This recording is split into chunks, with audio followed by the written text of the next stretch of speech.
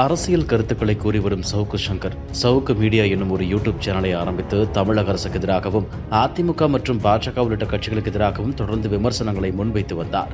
இதனிடையே அவரது நிறுவனத்தில் பணியாற்றி வந்தவர்கள் சிலரை போலீசார் கைது செய்தனர். இது அரசியல் பழிவாங்கும் நடவடிக்கை என்று சவுக்கு சங்கர் குற்றம் சாட்டி வந்தார். அவருக்கு ஆதரவாக அதிமுக, பாஜக உள்ளிட்ட கட்சிகள் கருத்து தெரிவித்து வந்தன. இந்த நிலையில் பெண் காவலர்கள் மற்றும் காவல்துறை அதிகாரிகள் குறித்து சமூக வலைதளங்களில் தவறாக பேசியதாக சவுக்கு சங்கர் கைது செய்யப்பட்டார்.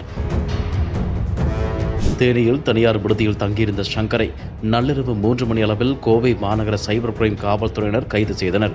இதனால் அப்பகுதியில் பெரும் பரபரப்பு நிலவியது. தேனியில் கைது செய்யப்பட்ட சவுக்கு சங்கரை கோவைக்கு கொண்டு வரும் வழியில் அவரை அழைத்து வந்த வாகனம் சாலை விபத்தில் சிக்கியது. இதில் சவுக்கு சங்கர் மற்றும் காவலர்கள் சிலர் சிறு காயமடைந்தனர்.